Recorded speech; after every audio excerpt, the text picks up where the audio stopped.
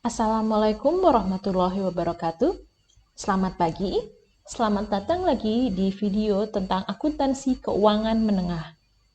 Pada video kali ini kita akan mengenal secara lebih jauh tentang laporan-laporan keuangan. Nah, jika teman-teman mengingat kembali tentang laporan keuangan yang wajib dibuat oleh perusahaan, atau entitas bisnis pada suatu periode ada 4 jenis laporan, yaitu laporan laba rugi, laporan perubahan modal atau perubahan laba ditahan, laporan posisi keuangan, dan juga laporan arus kas. Laporan arus kas sudah dibahas di video yang lain. Laporan laba rugi juga sudah dibahas laporan laba rugi dan laporan laba ditahan sudah dibahas pada video lain, dan pada video ini kita akan membahas mengenai laporan posisi keuangan. Baik, laporan posisi keuangan atau bisa juga sering disebut di sumber lain atau informasi lain disebut juga dengan neraca. Nah, laporan posisi keuangan memiliki beberapa fungsi. Yang pertama adalah melaporkan nilai aset, kewajiban, dan ekuitas yang dimiliki oleh entitas pada satu tanggal tertentu. Berbeda dengan 3 laporan yang lain, yaitu laporan laba rugi, laporan laba ditahan, dan laporan arus kas, jika 3 laporan tersebut memberikan informasi tentang kinerja entitas pada satu periode, jadi rentang tanggal, misalnya 1 Januari sampai 31 Desember, untuk laporan posisi keuangan, informasi yang disajikan tuh hanya relevan pada satu tanggal saja, yaitu pada tanggal 31 Desember. Atau misalnya laporan keuangannya adalah tanggal 30 Juni, jadi hanya menunjukkan, laporan itu hanya akurat pada tanggal yang ditunjukkan di laporan keuangan.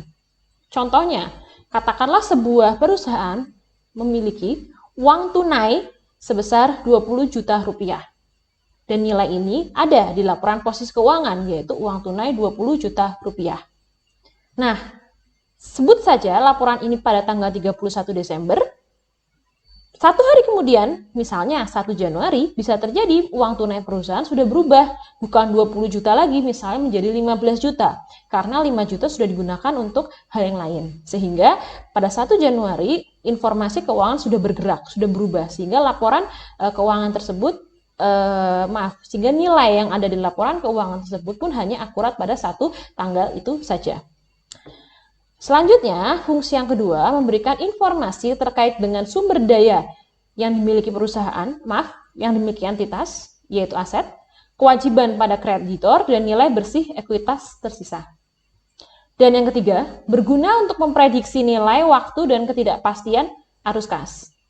Nah, Bu, ini kan laporan posisi keuangan, bukan laporan arus kas. Kenapa ada ini? Karena laporan arus kas, teman-teman, dibuat berdasarkan laporan posisi keuangan. Tanpa laporan posisi keuangan yang akurat, tidak dapat dibuat laporan arus kas yang baik. Oleh karena itu, dapat dikatakan laporan posisi keuangan ini diperlukan juga untuk dapat memprediksi arus kas perusahaan. Nah, kegunaannya, selain 3 fungsi tadi, kegunaannya dapat digunakan menghitung tingkat imbal hasil. Jadi misalnya imbal hasil itu adalah suatu rasio keuangan yang digunakan oleh investor untuk menghitung kira-kira jika saya investasi di perusahaan ini, berapa persen keuntungan yang akan saya peroleh. Nah, itu adalah contoh perhitungan menggunakan rasio yang disebut, misalnya ada rasio return on equity, return of investment, dan rasio-rasio yang sejenis.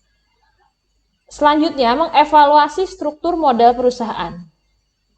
Dari laporan posisi keuangan, investor atau kreditor ataupun pihak-pihak lain yang ingin tahu dapat mengetahui bagaimana sih struktur modal perusahaan. Contohnya, apakah suatu perusahaan itu lebih banyak utang atau lebih banyak investasi pemilik. Misalnya ada satu perusahaan yang hutangnya mencapai 70%, sementara modalnya ekuitas hanya 30%. Atau kebalikannya, ada perusahaan yang ekuitasnya 70% dan utangnya hanya 30%. Nah, informasi ini akan sangat berguna bagi investor ataupun kreditor karena mereka bisa milih kira-kira perusahaan jenis apa yang cocok dengan preferensi investasi mereka. Jika ada investor yang lebih suka jika perusahaan itu sedikit hutangnya, maka dia dapat memilih perusahaan dengan proporsi hutang yang kecil dengan mengetahui melalui laporan posisi keuangan dan sebaliknya. Menilai risiko dan aliran kas masa depan sudah saya jelaskan tadi, dan selanjutnya menganalisis kondisi perusahaan terkait dengan informasi terkait likuiditas, solvabilitas, dan fleksibilitas keuangan. Ini informasi terkait dengan rasio keuangan ya. Baik.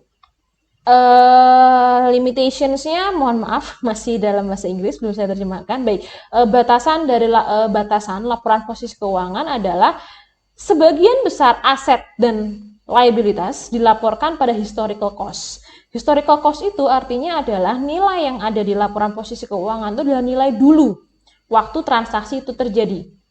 Contoh, sebutlah perusahaan memiliki informasi di laporan posisi keuangan, informasi tanah senilai 120 juta.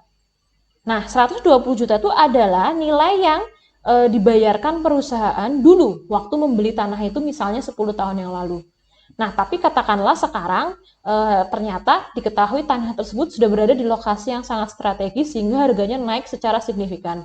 Nah, bagi perusahaan yang menerapkan historical cost, maka nilai yang di laporan posisi keuangan yang masih nilai yang lama, belum menggunakan nilai baru, nilai pasar baru, sehingga ada yang berpendapat bahwa nilai yang ada di laporan posisi keuangan itu tidak update, terutama untuk aset-aset yang nilai pasarnya atau nilai wajarnya berubah dengan cepat. Selanjutnya menggunakan judgment dan estimates. Jadi ada justifikasi dan estimate. Jadi nilai di laporan posisi keuangan itu tidak 100% sesuai dengan kondisi perusahaan. Jadi ada beberapa sumber daya dan ada beberapa situasi bisnis perusahaan yang sulit dikonversi menjadi bentuk nilai. Contohnya, perusahaan memiliki suatu paten, sebutnya seperti perusahaan memiliki suatu paten atas obatnya, misalnya katakanlah obat COVID. Saya sebutnya obat COVID. Nah, obat COVID ini sedang dalam pengujian, patennya sudah berjalan, sudah dalam pengujian lebih lanjut tentang seberapa efektifnya obat ini. Jika misalnya obat ini sangat efektif, teman-teman bisa membayangkan berapa besar keuntungan yang dapat dihasilkan oleh paten ini bagi sebuah perusahaan farmasi. Jadi keuntungannya sangat besar pastinya. Tapi jika ternyata obatnya tidak terlalu efektif atau malah mungkin dianggap kurang berguna dan kalah bersaing, maka ya paten ini mungkin nilai menjadi kecil. Nah, sehingga di sini seorang akuntan harus kira-kira mengkonversi potensi benefit, potensi keuntungan perusahaan farmasi tersebut sudah dikonversi dalam bentuk nilai, dalam rupiah atau dalam dolar atau dalam pounds di laporan posisi keuangan. Paten obat COVID tipe 1 misalnya, itu berapa nilainya? Nah, sehingga di sini ada judgment dan ada estimasi yang harus dilakukan oleh akuntan yang bisa jadi meleset. Sehingga di sini seorang kreditor dan investor harus hati-hati, terutama ketika dia menilai aset akun-akun yang dia harus tahu kira-kira akun mana yang judgement-nya sulit. Nah, sehingga dia mungkin lebih hati-hati dalam menilai informasi terkait dengan akun tersebut. Kalau akun seperti misalnya mesin, mobil, tanah, mesin mobil, bangunan itu mungkin lebih mudah ya untuk nilai yang dilaporkan itu mudah. Tapi tadi seperti contohnya paten, atau misalnya ada yang punya hak cipta atas suatu mesin, atau nggak usah jauh-jauh deh, tanah misalnya tanah spekulasi, misalnya beli tanah yang katanya dekat dengan gerbang tol. Gerbang tol yang akan dibangun sehingga tanah bagus untuk perumahan. Tapi ternyata ada kemungkinan gerbang tolnya itu bergeser karena ada perubahan situasi sehingga gerbang tolnya menjadi jauh sehingga tanah itu tadinya ekspektasinya nilainya tinggi kemudian menjadi nilainya rendah. Nah, itu harus seorang pembaca laporan keuangan yang baik harus tahu mana-mana saja informasi di laporan keuangan itu yang susah bagi akuntan untuk membuatnya. Baik, yang terakhir tadi many items of financial value are omitted. Jadi banyak item-item bisnis, item-item transaksi keuangan yang mungkin tidak terrepresentasi di laporan keuangan itu tadi karena ada situasi-situasi yang mungkin sulit dikonversi dalam bentuk nilai, dan juga mungkin adanya transaksi dengan nilai kecil yang mungkin tidak terrepresentasi di laporan keuangan. Baik, mohon maaf, langsung sini saja. Jadi, terkait dengan laporan posisi keuangan itu ada 3 elemen utama, yaitu yang pertama adalah aset, lalu ada liabilitas, lalu ada ekuitas. Jadi kalau teman-teman masih ingat persamaan akuntansi yang dulu pernah dipelajari di akuntansi pengantar, nah persamaan akuntansi itu adalah dasar dari akuntansi. Sehingga laporan posisi keuangan ini adalah representasi dari persamaan akuntansi yang dulu teman-teman pernah pelajari.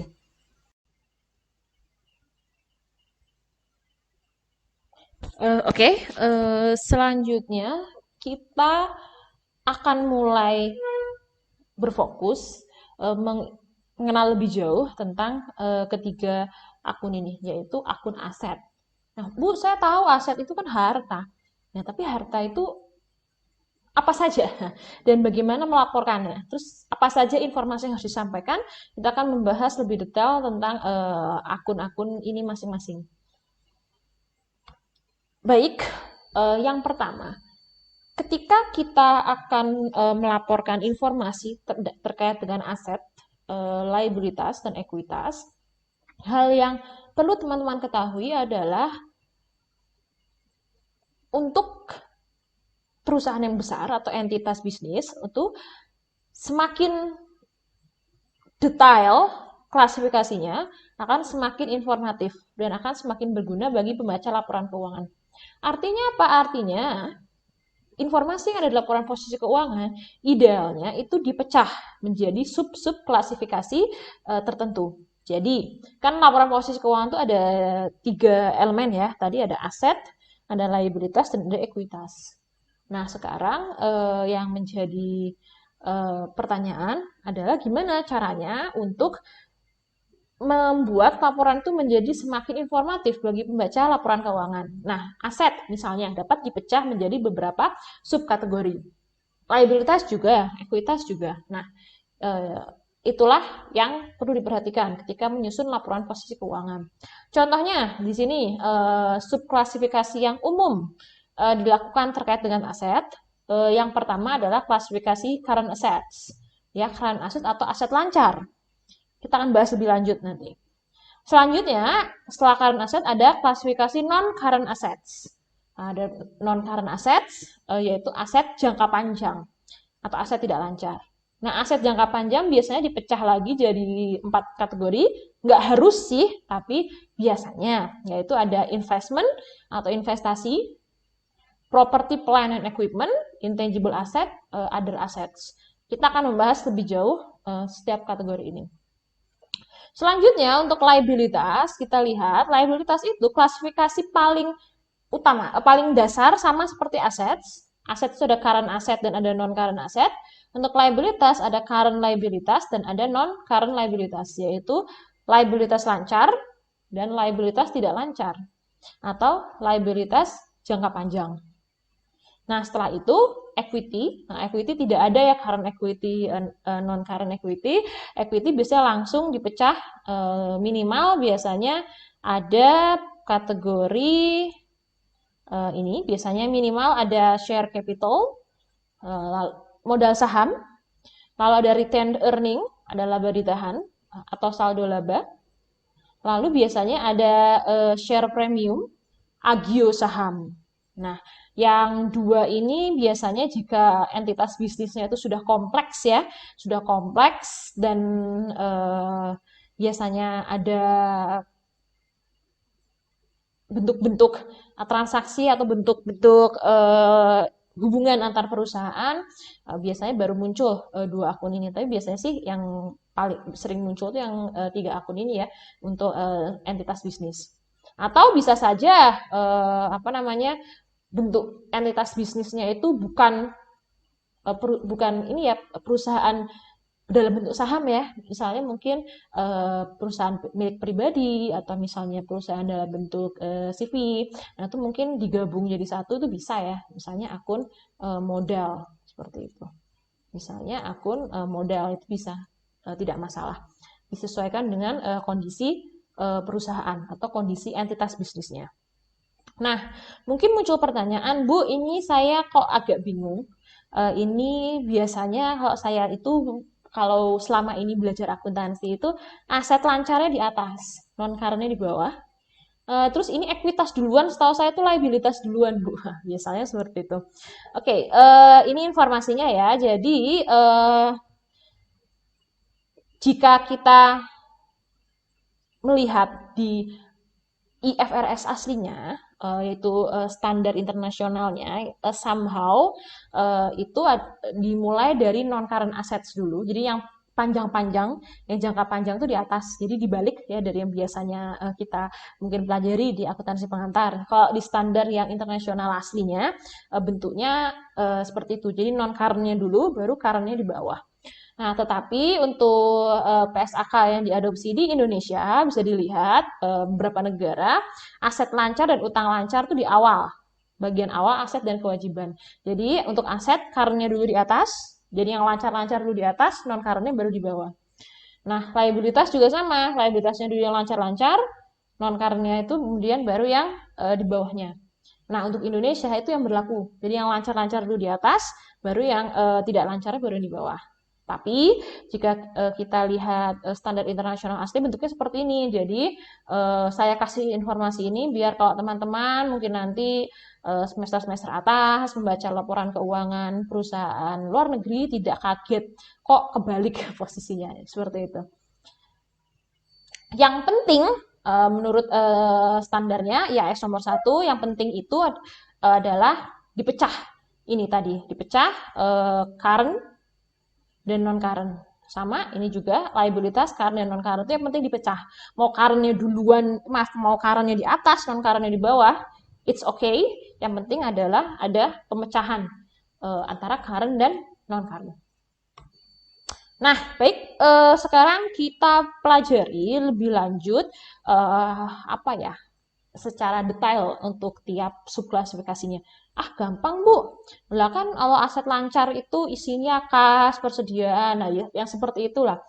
Sekilas emang gampang, teman-teman, tapi ada mungkin beberapa poin yang teman-teman harus perhatikan ketika kita memasukkan informasi di laporan posisi keuangan. Baik, aset tidak lancar terdiri biasanya tadi ada long term investment, investasi jangka panjang, property, plant, equipment, atau dalam bahasa Indonesia biasanya mesin, peralatan, dan bangunan, aset tidak berwujud, intangible assets, dan aset tidak lancar lain. Nah, yang teman-teman harus hati-hati itu biasanya salah klasifikasi. Jadi salah klasifikasi itu ada misalnya akun, jadi akun yang harusnya masuk investasi jangka panjang, ternyata masuknya aset tidak lancar lain. Atau harusnya masuk aset tidak berwujud, tapi masuk aset tidak lancar lain. Atau ketukar antara investasi jangka panjang dengan mesin, peralatan, dan bangunan. Nggak salah sih, total asetnya tetap sama. Tetapi bisa ada misinformasi yang terjadi, terutama bagi investor yang mungkin fokus di aset jangka panjangnya, bisa terjadi dia salah persepsi kalau ada salah klasifikasi. Baik, kita lihat satu persatu. Yang pertama investasi jangka panjang. Nah, investasi jangka panjang itu biasanya terdiri dari ini contoh yang umum digunakan, umum terjadi di perusahaan. Yang pertama paling sering surat berharga. Jadi kalau perusahaan itu punya uang lalu dia gunakan untuk membeli, misalnya kemarin ada obligasi suku retail yang sejenisnya, atau dia beli saham perusahaan atau yang sejenisnya, itu masuk investasi jangka panjang. Bu, kalau surat berharganya itu, tapi ingat ya, aset tidak lancar itu tetap mindsetnya adalah lebih dari 1 tahun. Artinya apa, Bu? Artinya kalau ada surat berharga, maksudnya surat berharga, tapi jangka waktunya kurang dari 1 tahun, ya jangan masuk aset tidak lancar. Jangan. Dia pokoknya yang lebih dari 1 tahun. Jadi misalnya surat obligasi jangka pendek, misalnya 3 tahun, bukan jangka pendek, obligasi yang cuma 3 tahun, nah itu masuk sini, investasi jangka panjang. Tapi kalau ada surat berharga lain yang mungkin cuma 6 bulan, 8 bulan, nah itu jangan masuk di sini. Walaupun surat berharga sih, tapi dia tidak masuk investasi jangka panjang. Oke, selanjutnya nomor 2, dia suka menjadi jebakan, aset berwujud. Jadi barang perusahaan tapi tidak digunakan untuk operasi. Nah, digunakan untuk investasi lah, misalnya untuk disimpan atau diinvestasikan lebih lanjut, betul, intinya tidak digunakan untuk operasi. Contohnya apa? Contoh yang sering itu adalah tanah, misalnya ya, tanahnya itu tidak digunakan dalam artian tanah tidak digunakan untuk membangun pabrik misalnya, atau tidak digunakan untuk perkebunan, misalnya tidak digunakan untuk tanaman. Tapi memang tanah itu dibeli tujuannya untuk dijual lagi, untuk spekulasi. Ini kayaknya ada informasi daerah sini mau dibangun pusat perbelanjaan besar. Nah, mungkin tanahnya bakal naik drastis ini harganya, kita beli dulu aja. Nah, tidak ada niat untuk menggunakan tanah itu untuk operasi. Nah, ini walaupun tanah masuknya investasi jangka panjang, teman-teman. Jangan masuk ke akun tanah, tidak. Tapi maksudnya akun investasi jangka panjang. Jadi tanah untuk investasi, misalnya seperti itu. Oke, yang ketiga, alokasi dana khusus. Jadi perusahaan biasanya dia ada mengalokasikan uang untuk kepentingan-kepentingan tertentu, misalnya dana pensiun. Dia punya tabungan dana pensiun untuk karyawan-karyawannya. Nanti kalau sudah pensiun diberikan pesangon, itu bisa masuk investasi jangka panjang. Nah, lalu investasi pada asosiasi ini adalah perusahaan itu punya saham di perusahaan lain yang nilai cukup besar. Kalau nilainya kecil, biasanya masuknya sini surat berharga. Tapi kalau nilainya besar, biasanya masuk akun khusus, namanya investasi pada asosiasi. Nah, detailnya tidak akan saya bahas di sini, itu nanti ada materi khusus terkait tentang ini, investasi pada asosiasi. Oke, yang ini tidak saya bahas karena sudah tidak relevan, sudah ada perubahan, sudah ada standar akuntansi yang baru. Oke. Selanjutnya long term investment, investasi jangka panjang. Ini contoh dimasukkan di laporan keuangan ya, misalnya bentuknya seperti ini, investasi di asosiasi, dan juga ada yang lain, misalnya surat berharga dan sejenisnya. Nanti jadi satu subklasifikasi terpisah. Nah, subklasifikasi yang kedua, property, plant, equipment, mesin bangun, dalam bahasa Indonesia kok saya suka lupa, mesin, peralatan, dan bangunan. Suka kelupaan. Oke. Mesin, peralatan, dan bangunan. Nah, ini adalah aset jangka panjang yang digunakan untuk operasi utama perusahaan. Nah, ini kata kuncinya ya, digunakan operasi perusahaan. Jadi bangunan ya bangunan yang digunakan oleh, misalnya perusahaan itu adalah perusahaan yang membuat roti. Nah, jadi bangunannya itu ya bangunan yang digunakan untuk membuat roti. Kalau bangunannya misalnya disewakan, tidak ada hubungannya dengan bisnis utama perusahaan, ya itu masuknya investasi, bukan property, plant, equipment. Jadi property, plant, equipment ini yang benar-benar digunakan untuk operasional perusahaan. Nah, semua akun yang masuk kategori ini akan didepresiasi atau depresi. Kalau itu mineral namanya depresi, tapi prinsipnya sama. Jadi semua akun kecuali tanah itu akan didepresiasi. Sehingga teman-teman, salah klasifikasi yang tadi saya bilang sama-sama aset, tapi salah klasifikasi dapat mengakibatkan salah ke yang lainnya. Nah, misalnya teman-teman tuh salah masukin, jadi ada akun investasi, ada di property, plant, equipment ini ada akun yang harusnya masuk investasi, tapi teman-teman masukin sini. Kalau investasi, masuk investasi kan tidak didepresiasi. Tapi kalau yang masuk klasifikasi yang di sini harus depresiasi. Jadi salah klasifikasi aja dapat mengakibatkan salah yang berkelanjutan. Nah, jadi snowball begitu kesalahannya. Terkait depresiasi akan dibahas lebih lanjut di topik lainnya. Jadi ini kita fokus ke klasifikasi akun aja. Tentang perlakuan akuntansinya nanti akan ada pembahasan tiap akun. Baik, ini contoh penyajian informasi di laporan keuangan. Jadi ini ya ada subklasifikasi terpisah, property, building, equipment. Isinya di dalamnya ada tanah, ada bangunan, ada furniture, vehicles, dan seterusnya. Begitu. Baik, selanjutnya aset tidak berwujud. Aset yang tidak memiliki wujud fisik tapi bukan instrumen keuangan ya, beda dengan surat berharga yang misalnya saham, obligasi, bukan. Jadi aset tidak berwujud ini itu adalah aset yang memberikan keuntungan yang tidak secara eksplisit ya. Jadi kalau surat berharga kan jelas nih, saham itu keuntungannya nilai naik, nilai turun, keuntungannya langsung dikonversi dalam bentuk uang itu gampang. Kalau obligasi misalnya perusahaan setiap tahun dapat bunga, jadi keuntungan keuangannya gampang. Nah, kalau aset tidak berwujud itu intangibles itu lebih ke aset yang lebih ke hak ya, hak tapi nilainya itu tetap butuh justifikasi. Contohnya ini ada paten, hak cipta, franchise, goodwill, trademarks, trade names, dan data-data pelanggan. Jadi misalnya bayangin ketika ada sebuah sepatu, lalu muncul simbol sepatu biasa. Awalnya cuma sepatu biasa di emperan, jualnya murah. Ternyata barang yang dijual di emperan itu adalah barang barang dari barang Nike, mungkin barang second, ada simbol Nike-nya. Original lagi barangnya. Ternyata mungkin barang reject. Barang reject itu maksudnya adalah barang yang mungkin di pabriknya itu dicek kualitasnya kurang lah begitu. Tapi tetap ukur kualitasnya kurang, tapi dibandingin yang tidak ada mereknya itu dianggap pamornya lebih bagus. Misalnya sudah ada simbol Nike-nya original lagi, walaupun mungkin barang second level, second quality ya, tapi tetap dianggap bagus. Nah itu berarti brand Nike, Adidas itu menjadi suatu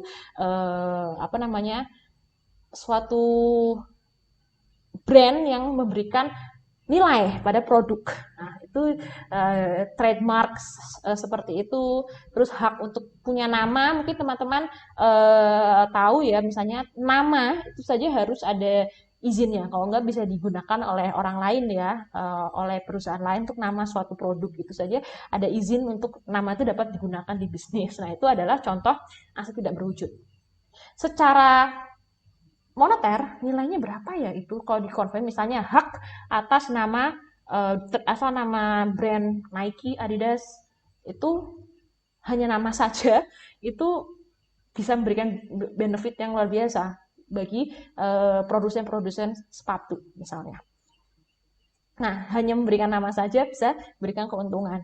Nah, kalau itu misalnya perusahaan itu menjual nama brand itu, nggak mungkin mereka mau, karena orang kan kalau sudah langsung mindset untuk namanya itu sudah ada, itu membangun reputasi atas nama itu susah, trade name, sehingga names-nya itu pun punya nilai. Nah, nilainya itu berapa agak sulit memang dikonversi dalam bentuk rupiah atau bentuk dolar. Nah, itu contoh aset tidak berwujud ya. Nah, aset tidak berwujud itu depresiasi juga, tapi istilahnya kalau aset tidak berwujud itu istilahnya amortisasi. Nah, amortisasinya itu sesuai dengan umur ekonomis. Jadi biasanya paten hak cipta itu ada periode ya, misalnya berapa tahun, maka nanti diamortisasi berdasarkan usianya. Tapi ada intangible assets yang itu umurnya tidak terbatas atau lama banget umurnya, brandnya itu tidak pakai amortisasi, tapi menggunakan sesuatu yang namanya impairment.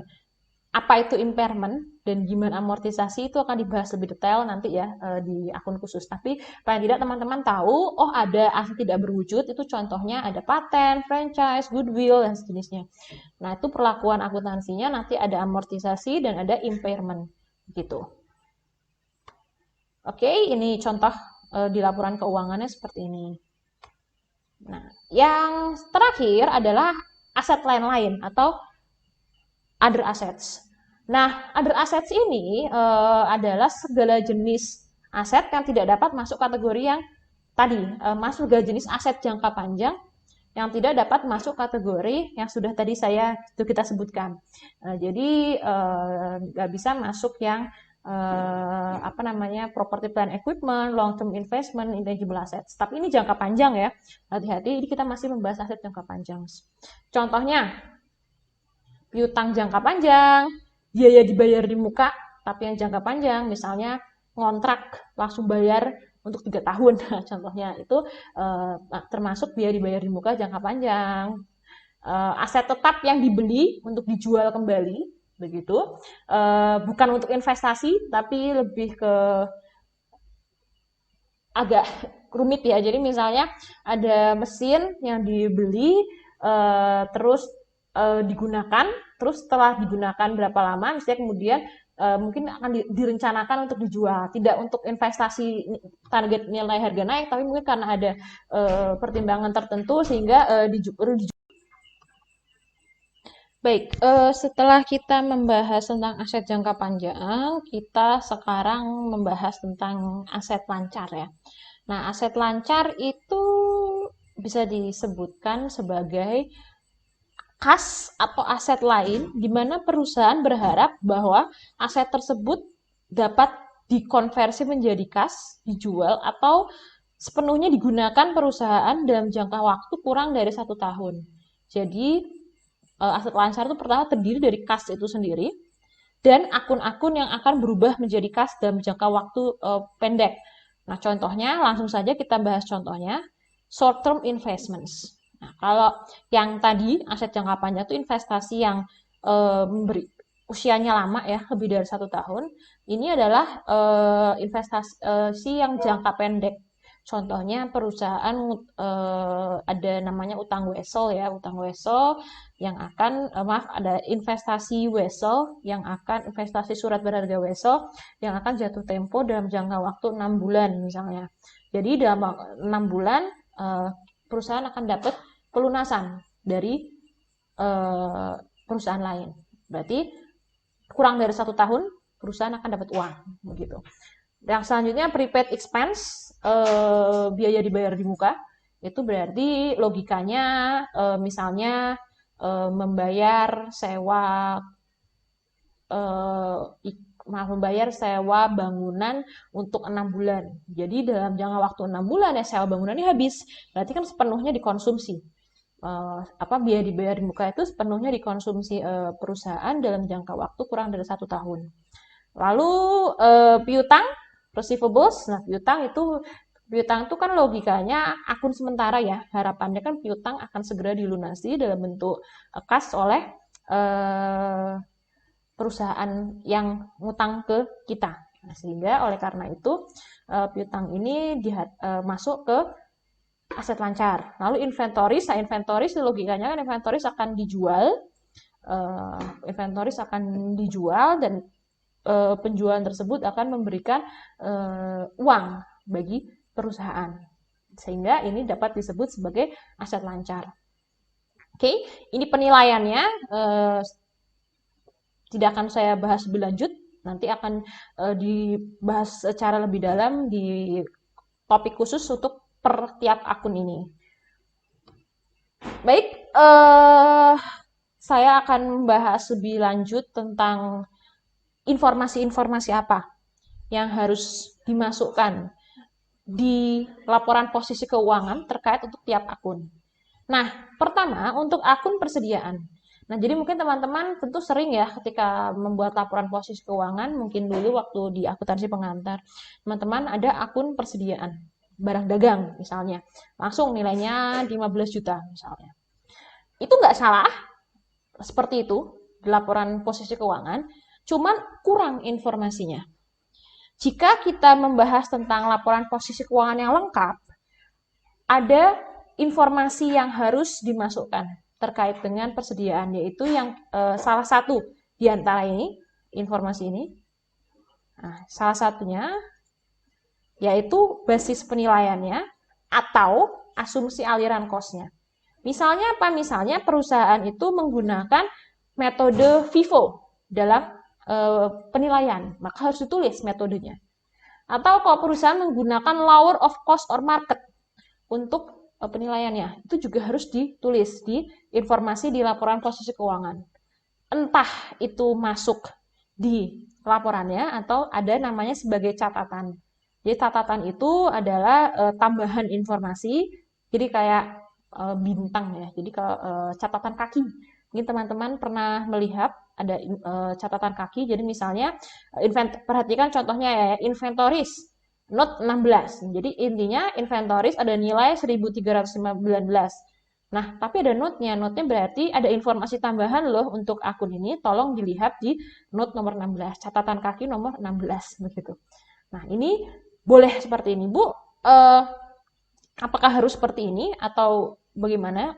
Boleh dalam bentuk notes atau dijadikan satu di laporan keuangan untuk perusahaan yang mungkin kecil ya, mungkin bisa dijadikan satu. Yang jelas harus disampaikan di laporan keuangan. Oke, ini detailnya informasi lain. Jadi inventories misalnya perusahaan misalnya menyajikan juga detailnya. Jadi misalnya persediaannya itu perusahaan manufaktur. Persediaan perusahaan manufaktur itu kan ada 3 ya, ada bahan baku, raw materials, ada work in process, ada finished goods, dan ada yang lain-lain. Nah, itu bisa disampaikan detailnya. Kalau perusahaan punya detail seperti ini. Nah, ini contohnya.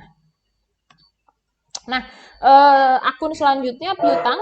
Piutang itu klaim perusahaan kita terhadap pelanggan atau pihak lain atas suatu uang, barang, atau jasa. Nah, terkait dengan receivables atau piutang yang harus dimasukkan informasinya di laporan posisi keuangan adalah terkait dengan allowance for doubtful debts yang ini. Atau dalam bahasa Indonesianya cadangan kerugian piutang. Nah, cadangan kerugian piutang ini harus dimasukkan di laporan posisi keuangan. Nah, jadi contohnya nih, ada piutang usaha nilainya sebenarnya 1.578. Tetapi karena ada cadangan kerugian piutang 977, nilai net atau nilai bersih dari piutang menjadi 1.501. Nah, ini informasi ini harus ada di laporan posisi keuangan yang ada di sini. Nah, seperti itu. Oke, lanjut.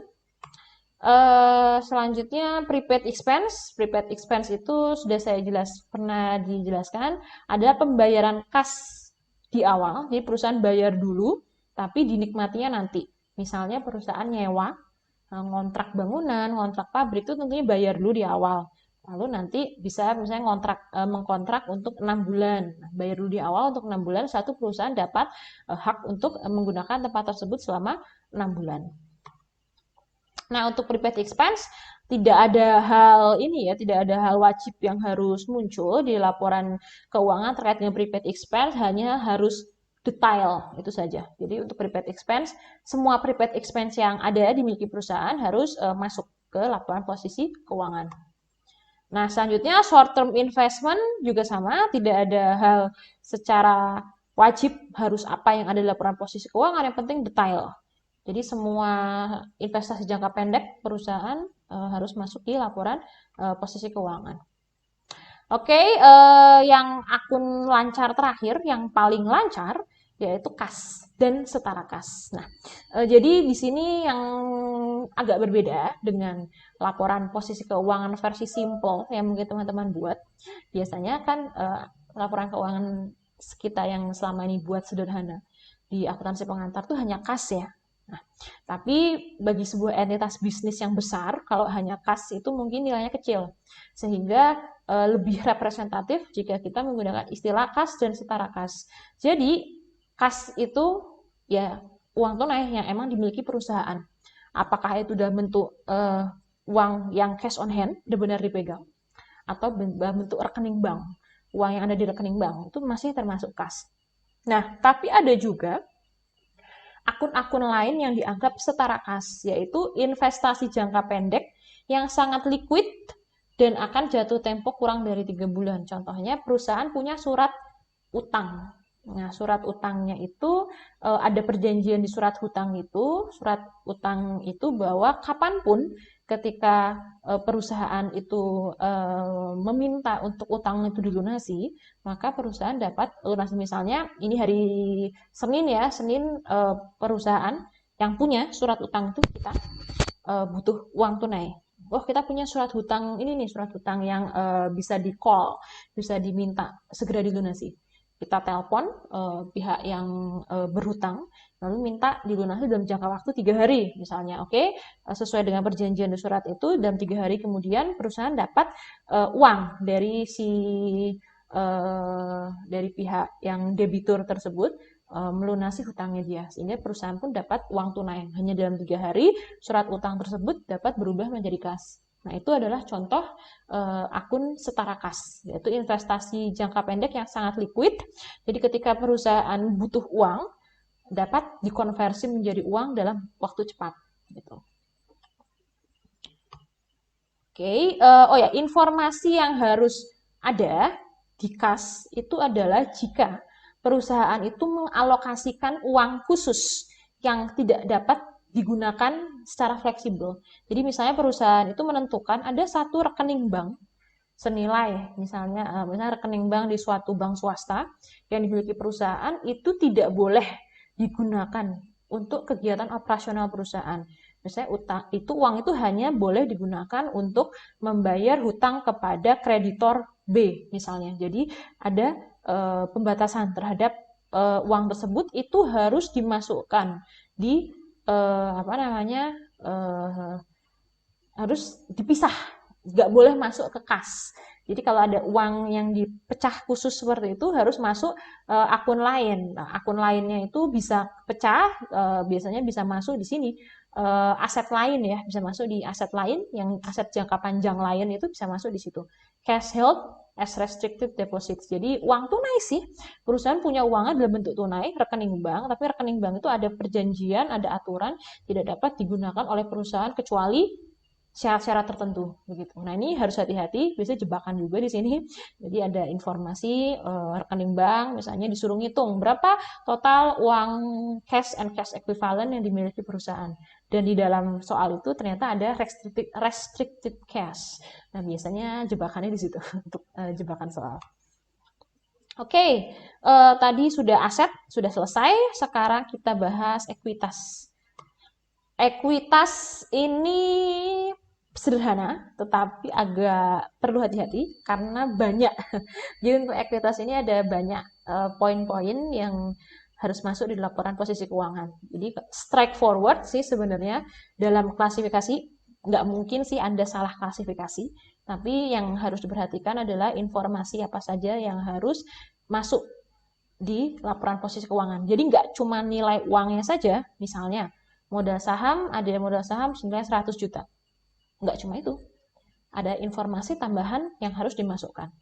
Baik, yang pertama, untuk modal saham itu sendiri, entah itu sahamnya saham biasa atau saham preferen, informasi yang harus dimasukkan pertama, nilai nominal atau nilai par ya bahasanya.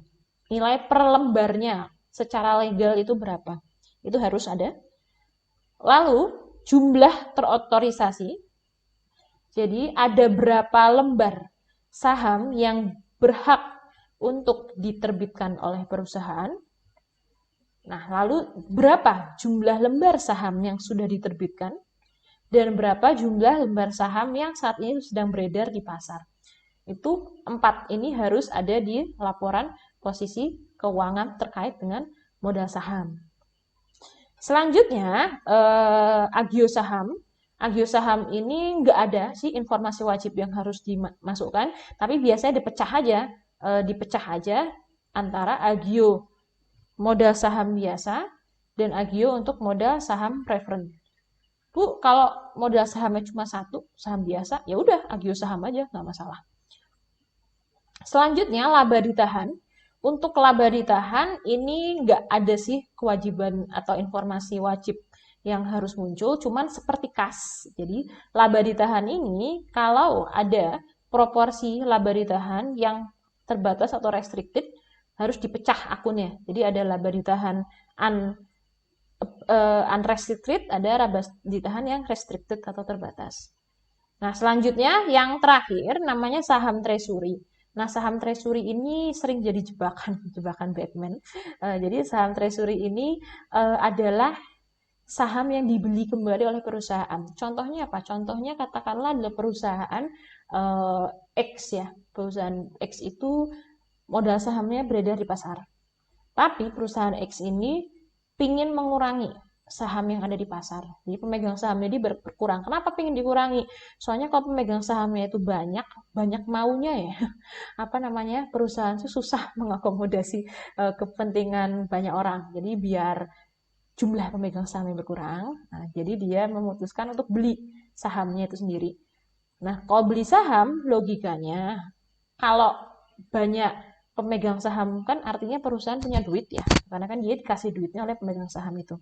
Kalau dia beli saham, logikanya ada uang keluar dari perusahaan, dia untuk beli saham itu kan dia membayar ke pihak pemilik saham tersebut kan, berarti ada uang keluar. Artinya apa? Artinya berbeda dengan ekuitas yang lain, di mana perusahaan itu dapat investasi dari orang pemilik. Kalau saham treasury ini adalah perusahaan bayar supaya dia punya sahamnya, ada uang keluar supaya dia dapat lembar saham untuk lembar sahamnya. Jadi ini saham treasury ini mengurangi nilai ekuitas. Jadi saham treasury ini masuk akun ekuitas, klasifikasinya bukan utang, klasifikasinya cuma saldonya dia itu mengurangi ekuitas. Jadi nanti ketika masuk laporan posisi keuangan nilainya harus negatif. Tidak boleh nilainya sama dengan akun ekuitas yang lain. Nah, contohnya apa namanya? Bisa dilihat di sini contohnya. Ini contoh potongan laporan posisi keuangan untuk ekuitas. Perhatikan treasury shares yang ada di sini nilainya dalam kurung atau negatif. Jadi saham treasury itu mengurangi total nilai ekuitas. Tapi dia harus masuk klasifikasi ekuitas. Jangan sampai salah masukin dia di klasifikasi yang lain. Misalnya liabilitas. Sering itu. Nah, saham treasury salah masuk ke liabilitas. Baik, setelah ekuitas kita masuk kewajiban. Pertama, dimulai dari kewajiban tidak lancar atau liabilitas tidak lancar.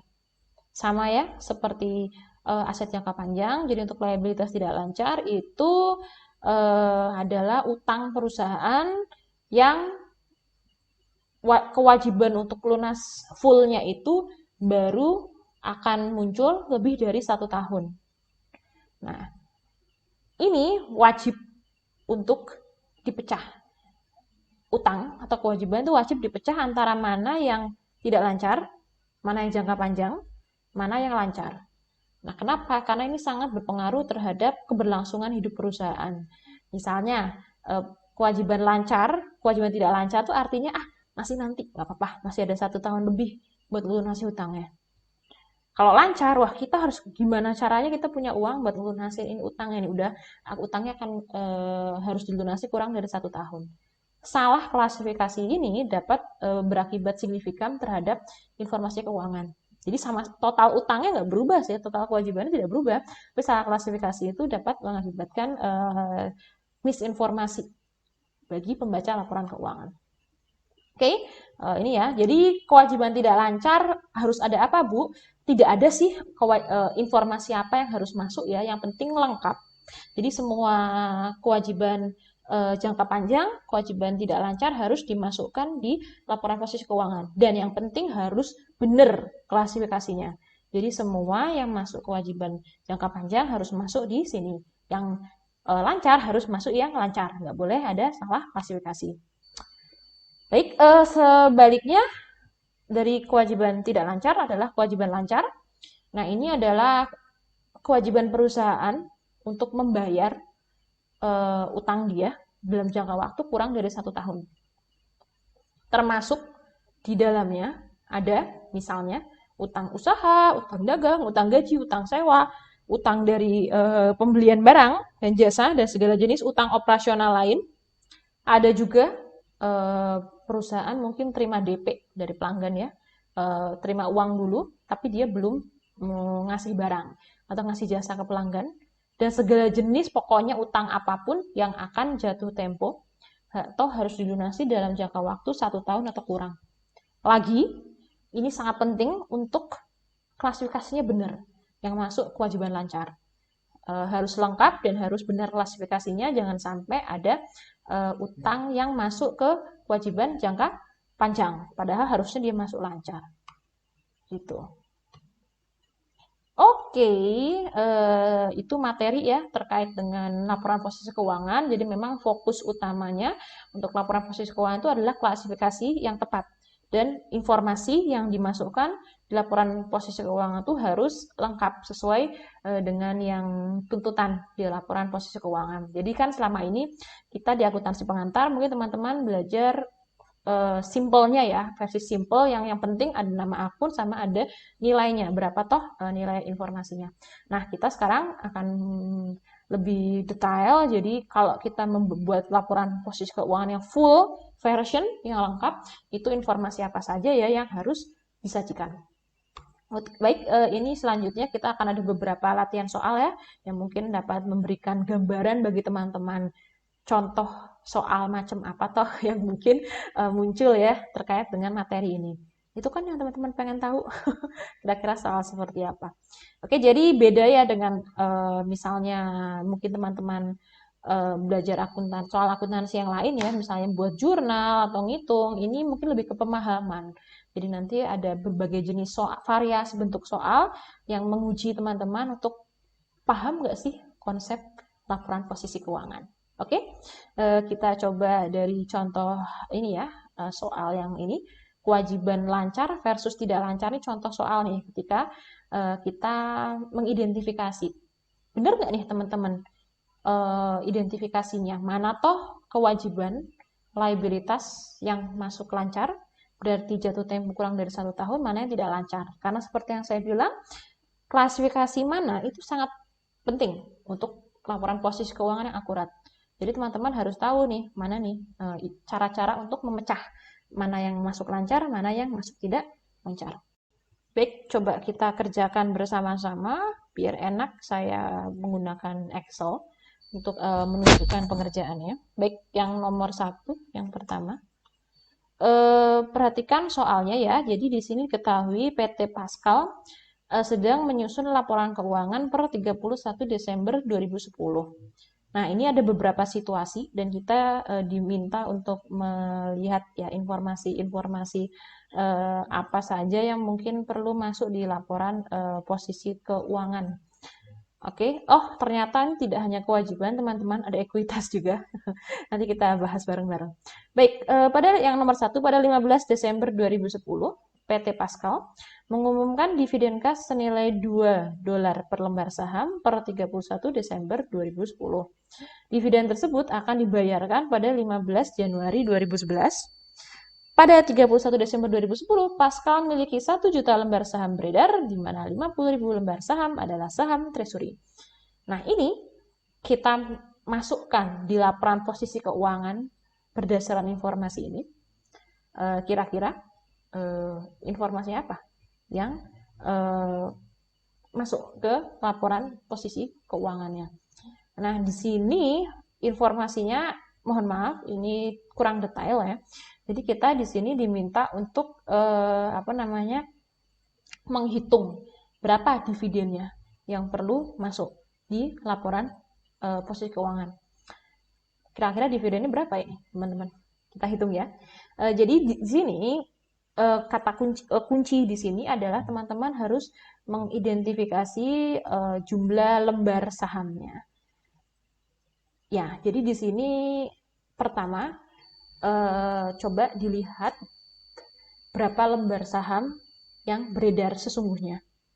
Jadi informasi di sini kita di sini diminta pertanyaannya kurang lengkap, saya ketik aja biar gampang. Jadi pertanyaan yang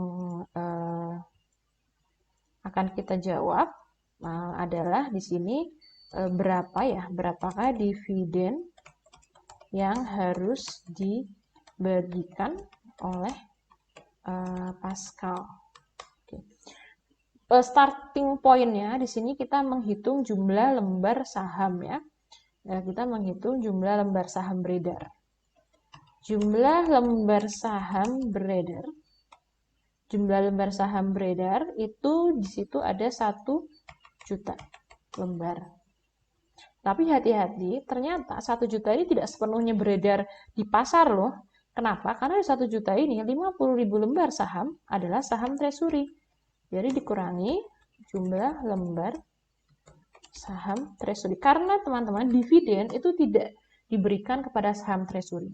Saham treasury itu kan dipegang oleh perusahaan sendiri. Nggak mungkin kan perusahaan ngasih uang ke dirinya sendiri. Nah, sehingga di sini ketika kita mau ngitung dividen, kita hanya menghitung jumlah lembar saham yang beredar di pasar. Berarti harus kalau ada saham treasury dikurangi dulu.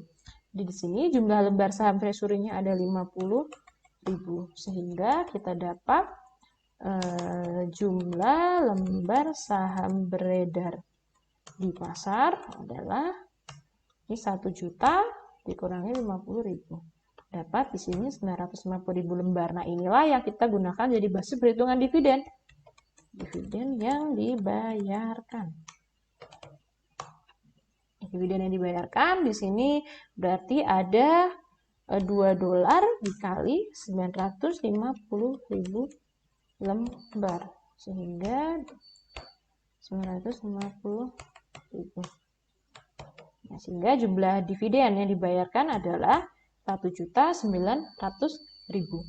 Begitu. Ini untuk berapa dividen yang harus dibagikan oleh Pascal. Baik, selanjutnya kita lihat soal nomor 2. Pada 31 Desember 2010, terdapat saldo utang obligasi senilai 100 juta. Utang obligasi itu biasanya jangka panjang ya, jangka panjang. Kecuali ada informasi lain. Nah, obligasi tersebut memiliki bunga sebesar 8% dan cicilan sebesar 25 juta yang dibayarkan setiap 30 September. Jadi setiap 30 September itu dari 100 juta itu harus dilunasi 25 juta. Setiap 30 September. Sehingga 4 tahun sudah lunas ya. Begitu. Nah, pembayaran bunga dan cicilan ini dimulai 30 September 2011. Nah, identifikasi yang pertama, porsi yang masuk utang lancar dan tidak lancar. Porsi yang masuk utang lancar dan tidak lancar. Jadi, yang pertama di sini berapa yang masuk utang lancar dan berapa yang masuk tidak lancar. Nah, dari 100 juta itu kan utang obligasi. Nah, ini utang obligasi. Nah, tapi nggak bisa kita langsung masuk itu satu gelondongan.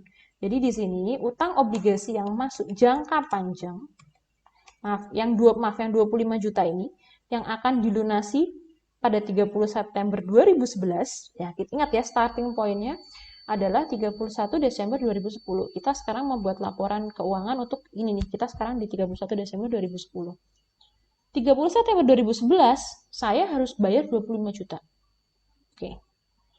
Dari 31 Desember ke 30 September, dari 31 Desember 2010 ke 30 September 2011, itu kan ada berapa bulan ya? Berarti ada Januari 2011, Februari, Maret, April, Mei, Juni, Juli, Agustus, September, ada 9 bulan. 9 bulan itu kurang dari 1 tahun ya. Nah, sehingga yang 25 juta yang harus dibayar pada 30 September 2011 ini masuk utang obligasi jangka pendek, jangka pendek. Jangka pendek sebesar senilai di situ 25 juta. Nah, 25 juta. Nah, yang sisanya, sehingga artinya apa? Sisanya yang 75 juta itu masuk jangka panjang yang akan dilunasi lebih dari 1 tahun. Kalau kita sekarang berada posisinya di 31 Desember 2010, berarti sisa 75 juta akan dilunasi lebih dari 1 tahun ke depan. Nah, begini. Nah, ini ya nomor 2, nilai utang termasuk pada lancar atau tidak lancar tersebut. Nah, jadi ini ya proporsinya. Terus nilai hutangnya nilai utang yang termasuk pada lancar atau tidak lancar. Nah, ini nilai utang yang termasuk pada lancar atau tidak lancar itu sebesar berapa? Jadi yang jelas ini ya, utang obligasi jangka pendek. Nah, ini kita di sini. Ini yang kewajiban lancarnya. Ini ya. Ada yang lain nggak kira-kira di sini? Ada. Ini ada bunga teman-teman. Ada bunga ya. Bunga sudah 8%. Yang dibayar setiap 25 yang dibayarkan pada 30 September seperti itu. Jadi artinya kita punya di sini ada utang bunga sebesar berapa? 8%. Nah, berarti utang bunganya 8% kita kali 100 juta ya. Nah, sehingga di sini ada utang bunga seperti ini. Nah, sehingga dipecah di sini ini kewajiban. Maaf ya. Di sini ada kewajiban panjangnya seperti ini. Nah, begini. Jadi kalau di total sementara ini sebagian. Nah, begini ya. Ini kalau dari yang diminta ya, jadi kita diminta memecah kira-kira berapa yang masuk kewajiban lancar, berapa yang masuk kewajiban jangka panjang. Baik, selanjutnya kita lihat contoh latihan soal yang lain. Oke, yang latihan 1 ini bisa teman-teman coba ya, tapi saya mau fokus ke yang ini, latihan 2, P53. Jadi teman-teman, di sini ada neraca saldo disesuaikan. Mungkin neraca saldo disesuaikan ini sudah siap, tinggal buat laporan, tinggal buat laporan posisi keuangannya. Ini sudah siap, tinggal dibuat laporan posisi keuangan. Bisa dilihat, di sini sudah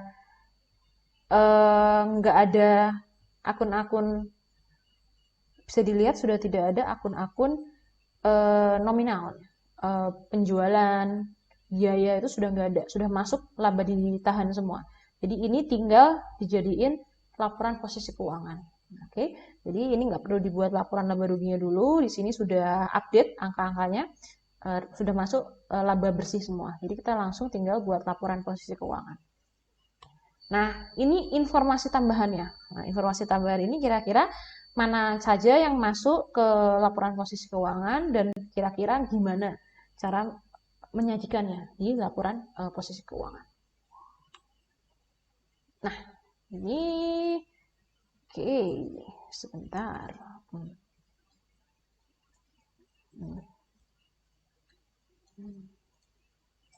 Baik, berikut kita coba kerjakan bersama-sama, masuk ke laporan posisi keuangan, kira-kira informasi apa saja yang masuk dan bagaimana menyajikannya.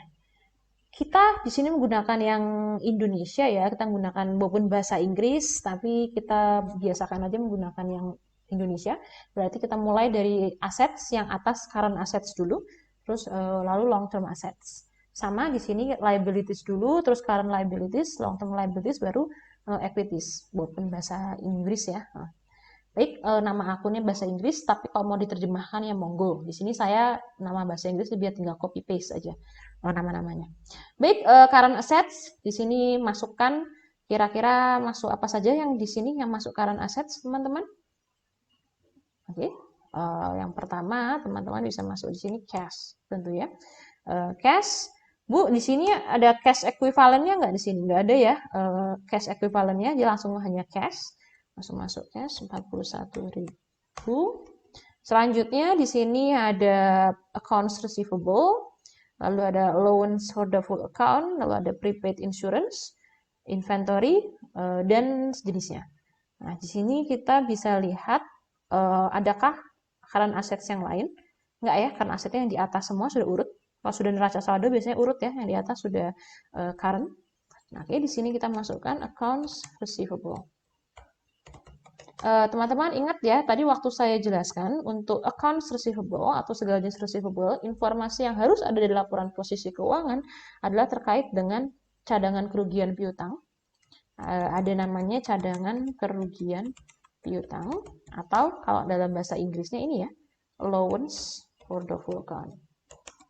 Ada dua cara untuk menyajikan informasi ini. Saya kasih tahu yang pertama. Pertama, tulis aja apa adanya, sesuai yang ada di sini ya. Ini 163.500. Nah, allowance for the full account, perhatikan, posisinya dia kredit di sini. Padahal yang lainnya debit semua kan aset, tapi dia kredit di sini. Artinya dia mengurangi nilai accounts receivable. Jadi tulisnya dalam bentuk negatif ya, 8.700 seperti ini. Nah, sebentar. Biar enak saya mau ubah formatnya jadi dalam kurung saja. Sebentar.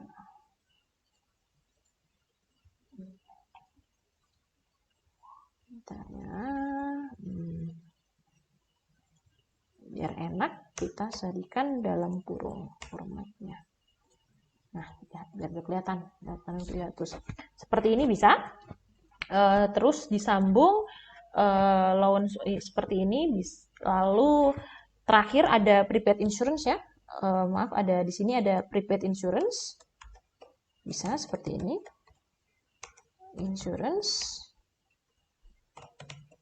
lalu ada inventornya. Nah, itu dimasukkan seperti itu, it's okay, boleh.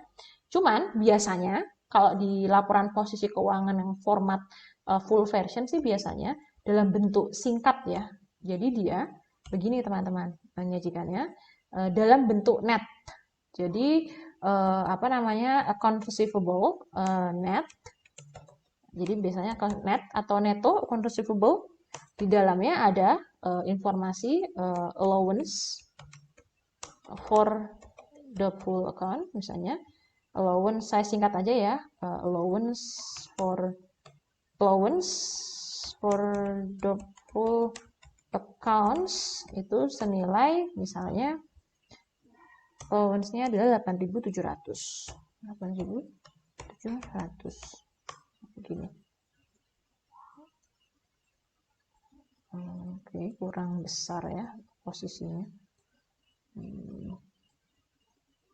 Sebentar. Oke. Biar cukup. Ini loan for the full account, nah sebesar misalnya di sini 8.700 sudah masuk di sini loan for the full account, sehingga nilai yang ada di sini itu sudah net teman-teman. Jadi kalau sudah net artinya 163.500 dikurangi langsung yang ini allowance-nya 8.700.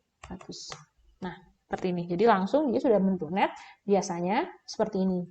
Tapi kalau ini dalam bentuk net, teman-teman, maka allowance-nya harus dikasih tahu berapa toh allowance-nya. Berarti ini sudah net. Atau dipecah seperti tadi, jadi dua baris berbeda juga boleh. Gitu. Tapi biasanya seperti ini sih kalau yang full version, laporan posisi keuangannya. Oke, selanjutnya baru di bawahnya kita buat prepaid insurance. 5.900. Ada inventory senilai 208.500. Nah, sebentar sebelum kita selesai current assets ini, coba kita lihat informasi tambahannya. Kira-kira ada nggak informasi yang harus dimasukkan ke ini apa namanya? Ada yang harus dimasukkan ke current assets. Nah, perhatikan metode penilaian persediaan menggunakan average cost. Seperti yang saya sampaikan, untuk persediaan jika ada informasi harus disampaikan metode penilaian apa yang digunakan untuk menilai persediaan. Jadi di sini inventory sudah ditulis 208.500, tulis menggunakan at average cost. Jadi menggunakan nilai, maksudnya nilai 208.500 ini disajikan pada metode average cost. Jadi kita bisa hitung di sini total current assets-nya, total current assets adalah 410.200 gitu. Baik, selanjutnya long term assets ya. Selanjutnya long term assets. Di sini kita lihat akun yang masuk long term assets ada long term investments, ada land, construction work in progress, patents, equipment, accumulated depreciation of equipment, dan sejenisnya. Ini kalau teman-teman ingat ya terkait dengan long term assets itu idealnya dipecah antara beberapa kategori. Misalnya ada investasi jangka panjang, berarti misalnya di sini ada long term investment ya. Kita masukkan dulu, ada long term investment. Nilainya adalah sebesar 339.000. Seperti ini. Selanjutnya, setelah long term investment, jika teman-teman masih ingat, itu ada property, plant, and equipment ya. Ada property, plant, and equipment di sini. Plant and equipment. Nah, ada property, plant, and equipment yang termasuk property, plant, and equipment itu bisa dilihat ada land di sini. Ada construction work in progress. Lalu ada equipment, dan ada accumulated depreciation of equipment. Hati-hati, patents, ini maksudnya intangible assets ya, jadi tidak masuk property, plant, and equipment. Nah, kita lihat ada metode informasi tambahannya nggak ya? Oh, untuk konstruksi dalam proses adalah akun yang menunjukkan pembangunan gedung. Gedungnya itu akan digunakan sebagai kantor oleh perusahaan. Artinya apa? Artinya construction work in progress ini adalah aset yang digunakan untuk operasi. Sehingga dia masuk property, plant, and equipment. Saya masukkan di sini land, ada construction work in progress. Lalu tadi ada apa? Ada equipment. Nah, ada equipment. Ada di sini ada equipment. Lalu ada accumulated depreciation.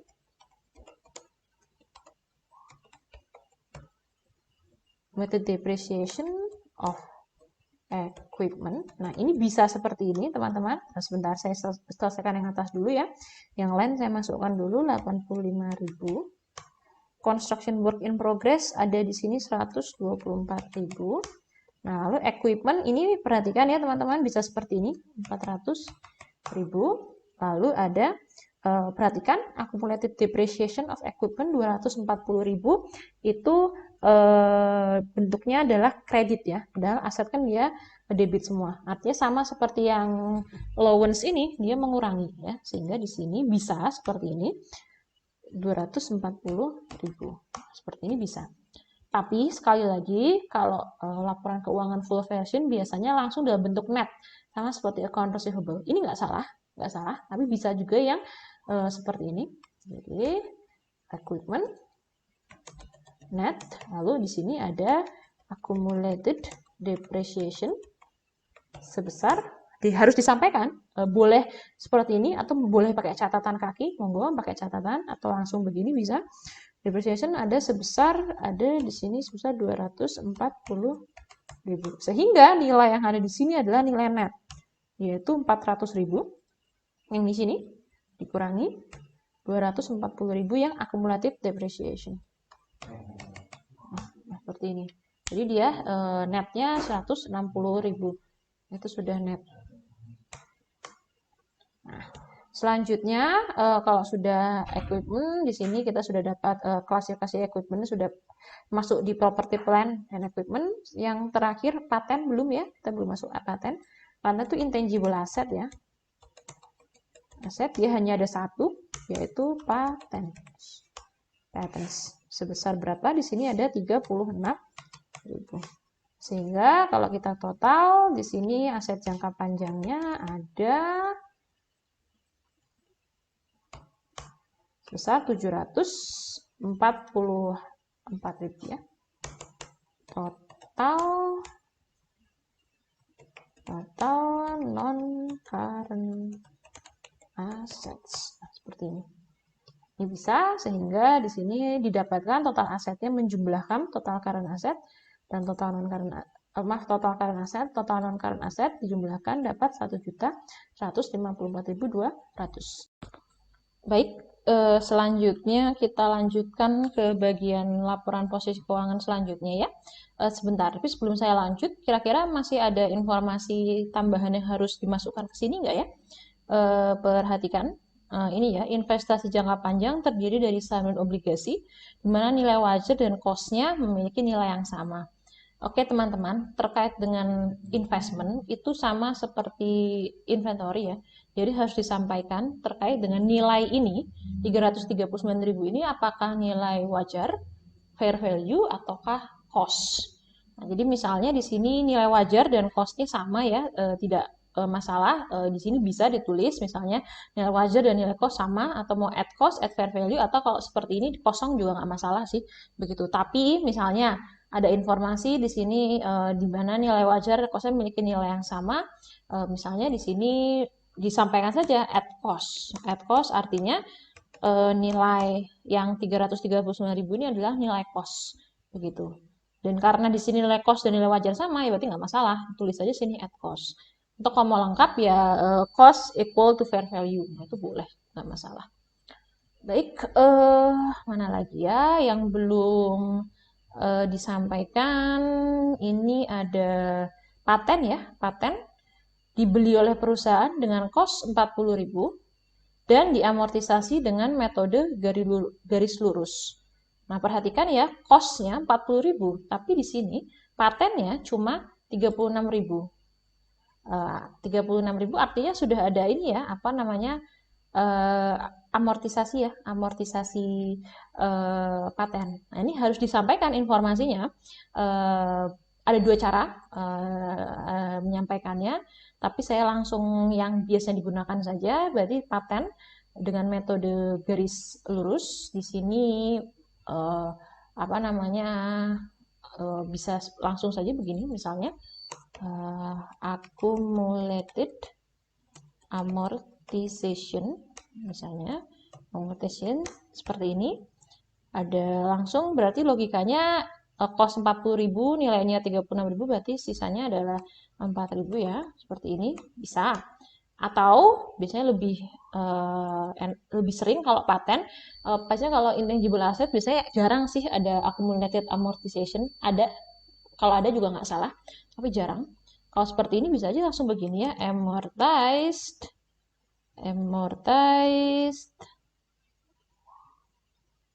using amortized using straight line. Nah, straight line misalnya using straight line menggunakan garis lurus. Pokoknya ada informasi tentang amortisasinya. Mau pakai informasi tadi total akumulasi atau kayak gini aja udah cukup. Yang penting ada informasi bahwa paten ini tuh diamortisasi menggunakan metode apa gitu. Oke, kalau sudah ada lagi nggak ya informasinya? Oke, untuk aset jangka panjang sudah ya, tidak ada informasi tambahan. Begini. Selanjutnya liabilitas, kita masukkan liabilitas. Di sini ada yang lancar dulu. Yang lancar ada accounts payable, accrued expense, seperti itu, notes payable, bonds payable, dan seterusnya. Bisa masuk. Nah, accounts payable, accrued expense ini sudah pasti current liabilities ya. Kita masukkan di sini accounts payable sebesar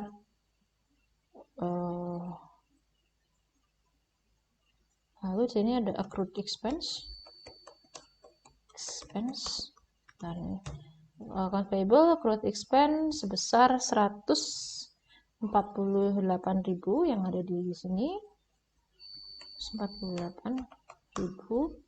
Lalu di sini accrued expense, expense berarti biaya utang akrual ya, utang biaya akrual. Misalnya utang biaya gaji, utang biaya sewa seperti itu, atau ada juga utang akrual sewa, pokoknya yang akrual begitu. Di sini walaupun namanya expense tapi hati-hati ya. Kalau accrued, akrual itu biasanya dia cenderung ke utang.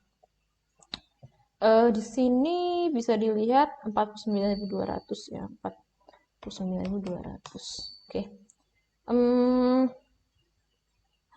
Adakah informasinya? Ini notes payable, utang wesel itu bisa dua ya. dia itu bisa masuk current, bisa masuk non current. Jadi kita harus lihat informasinya, ini jatuh temponya kapan ini. Nah, di sini akun utang Wesel menunjukkan utang bank yang dijamin dengan investasi jangka panjang senilai 120.000 jatuh tempo pada 2011. Nah, jadi di sini kita mau membuat laporan keuangannya pada 2010. Nah, kita di sini perhatikan utang Wesel, utang bank yang dijamin jatuh tempo pada 2011. Kalau jatuh temponya pada 2011, berarti logikanya ini utangnya masuk current ya, karena kan kita 31 Desember 2010, jatuh tempo 2011, berarti dia masuknya adalah current. Di sini berarti ada notes payable senilai ada di sini notes payable-nya adalah senilai 94.000. Nah, sini. Sudah 94.000 begini. Oke, dan kita lihat ada informasi tambahan enggak untuk notes payable ini. Perhatikan di sini disebutkan bahwa utang bank dijamin dengan investasi jangka panjang senilai 120.000. Berarti ada jaminannya ya. Jaminannya itu berarti dalam bahasa Indonesia boleh teman-teman tulis dijamin investasi jangka panjang, tapi dalam bahasa Inggris bisa di secured by long term investment senilai 120.000. Nah, sampaikan ini informasinya bisa disampaikan seperti ini. Sehingga kita total di sini total current liabilities-nya sebanyak seperti ini. 191.200. Baik, selanjutnya long term liabilities, coba kita lihat bersama-sama. Long term liabilities berarti hanya satu ya, bonds payable di sini. Di sini bisa masukkan bonds payable. Ntar ini saya tambah satu, geser ke bawah biar enak, oke. Bonds payable sebesar ada nilai sini 180.000 ya, 180.000. Nah, ada informasi tambahan yang harus dimasukkan kah? Perhatikan bunganya 8% dibayar setiap 31 Desember dan jatuh tempo pada 1 Januari 2021. Berarti masih lama ya. Kita kan ini membuat laporan per 31 Desember 2010. Sehingga di sini jatuh temponya 1 Januari 2021. Jadi masih lama, ini masuknya long terms. Yang perlu disampaikan adalah di sini bonds-nya itu ada informasi adalah interest bunganya. Jadi interest on berapa persen? Terus payable dibayarnya ini apa namanya? Dibayarnya itu apakah per tahun ataukah per bulan atau per semester. Ini kan bayarnya setiap 31 Desember, berarti dibayar per tahun bunganya. Interestnya nggak usah pakai on, interest 8%, paid annually. Nah, seperti ini ya. Interest 8% paid annually, begini. Selanjutnya di total utang jangka panjangnya 180.000 karena nggak ada yang lain ya, sehingga total utangnya adalah total liabilities-nya adalah 471.200. Selanjutnya untuk equities kita lihat di sini equities ada 3, share capital ordinary, share premium ordinary, dan retained earning. Kita mulai dari share capital ordinary. Nah, capital ordinary ada nilai sebesar 500.000. Nah, ini yang ada, kalau ini cukup banyak nih biasanya kalau share capital ya, yang harus disampaikan. Nah, di sini perhatikan informasi yang harus dimasukkan. Perusahaan memiliki otorisasi penerbitan 600.000 lembar saham biasa. Artinya, ini biar yang bawah saya biar nggak mengganggu. Artinya di sini ada authorized sebesar 600.000 lembar, nilai parnya $1, dan yang beredar adalah 500.000 lembar. Nah, ini disampaikannya parnya adalah 1, authorized. Nah, ini contoh. Nilai pasarnya authorized 100 shares. Authorized-nya adalah yang untuk otorisasi lembar saham, diotorisasinya 600.000 lembar, namanya, lalu beredar di pasar. Beredar di pasar itu berarti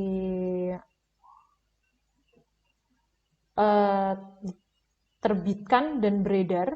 Saya lupa bahasa Inggrisnya, biasanya pakainya maksud saya agak lupa, mohon maaf. Jadi sebut saja pakai bahasa Indonesia ya. Diterbitkan dan beredar. Jadi dua bahasa ini. Oke. Diterbitkan dan beredar 500.000 lembar. Ini saya pakai bahasa Indonesia full aja deh. Saya agak lupa bahasa Inggrisnya. Oke. Otorisasi 600.000 lembar, terbitkan dan beredar. Nah, yang pentingnya sebenarnya yang diterbitkan dan beredar ini ya sebenarnya, tapi otorisasi juga harus sih ada informasinya. Bu, di otorisasi itu maksudnya apa ya? Kalau di otorisasi itu berarti perusahaan itu maksimal berdasarkan statuta perusahaan itu boleh menerbitkan sampai 600.000 lembar saham. Jadi nggak mungkin sih diterbitkan dan beredar ini lebih banyak daripada diotorisasi. Jadi misalnya di contoh ini, dia punya hak untuk menerbitkan sampai 600.000 lembar, tapi yang dia gunakan haknya itu baru 500.000 lembar. Gitu. Nah, ini udah. Oke, selanjutnya masih ada yang lupa, share premium ya. Share premium, ordinary sebesar 65.000. Lalu di sini ada retained earning 138.000. Ini 130. Oke, kalau kita sudah lihat, sudah balance ya, total aset 1.154.200 dan total liabilities and equities 1.154.200. Oke, kita cek lagi kira-kira mana lagi ya yang bisa saya sampaikan. Oh iya, satu lagi yang paten ini teman-teman. Paten ini ada banyak cara ya untuk menyampaikan. Tadi saya ada accumulated depreciation atau seperti ini, atau juga bisa saya lupa yang paling sering digunakan. Itu langsung saja tulis cost-nya berapa. Cost 40.000. Nah, ini lebih enak sih. Jadi kalau 36.000, oh berarti saya tahu akumulasi amortisasinya itu 4.000. Seperti ini. Oke, nah ini ya versi lengkapnya bisa dilihat. Mungkin ada selisih, ada sedikit berbagai jenis perbedaan itu masih it's okay, tapi jelas adalah di sini versi full di mana sebanyak mungkin informasi yang dicoba untuk disampaikan di laporan posisi keuangan. Jadi nggak cuma akun dan nilai saja, tapi juga ada informasi-informasi lain yang disampaikan. Lalu juga klasifikasinya diklasifikasikan seakurat mungkin agar semakin informatif. Nah, jadi fokusnya sih untuk yang ini adalah teman-teman tahu mengklasifikasikan akun yang tepat, terus informasi apa saja yang harus disajikan. Oke, saya rasa seperti itu dulu saja untuk video kali ini. Terima kasih banyak atas perhatiannya. Akhir kata, wassalamualaikum warahmatullahi wabarakatuh.